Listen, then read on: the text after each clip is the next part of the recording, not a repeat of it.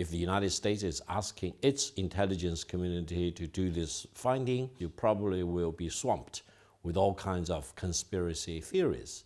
I would like to propose that we come up with a global synchronized chronology. Eventually, the scientists will do their job and come up with the real origin of the virus. You're saying he's not, or is it, as we're told here in Britain? Hello everyone, this is Victor Gao. Welcome to my channel. Let's talk about President Biden's order for the US intelligence community to come up with conclusions for the origin of the COVID-19 virus within 90 days. This order is particularly troublesome in the sense it is not asking the medical community to do the job, but asking the US intelligence community to come up with the job.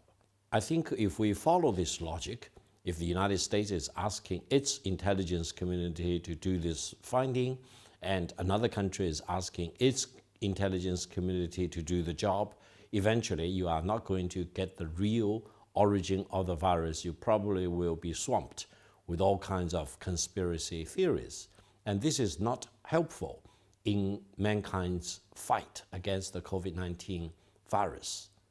I would like to propose that we come up with a global synchronized chronology for finding the real origin of the COVID-19 virus.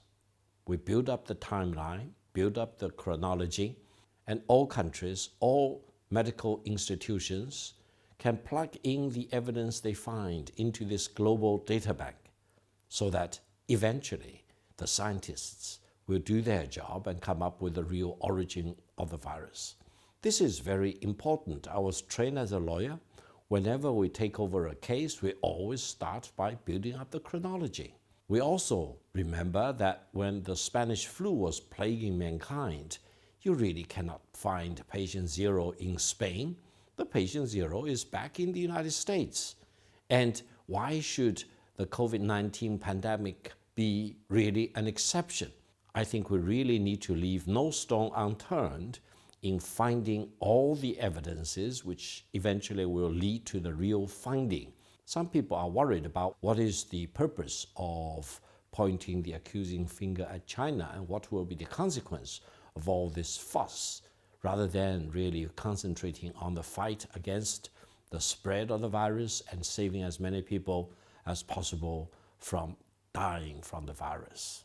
Of crucial importance, in my view, is, of course, putting science above everything else.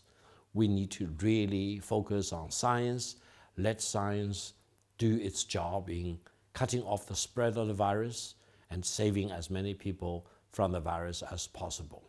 It is true that in quite a few countries, they have already discovered evidences of the existence of the virus before the reported outbreak of the pandemic in Wuhan in the last 2 months of 2019. In countries like in Italy, France, even in Britain and the United States. Therefore, these evidences and reports need to be consolidated into this global chronology with the purpose of finding the real origin of the virus. And in this process, we always need to rely on the expertise of the doctors, the virologists, the scientists, the biologists, etc. And we should minimize and reduce and eliminate any political interference or intervention. Let the scientists do their job and let the conspiracists get out of the picture, because otherwise you end up with confusion. You end up with politics rather than the real scientific outcome. That's all for today. Thank you for watching. See you next time.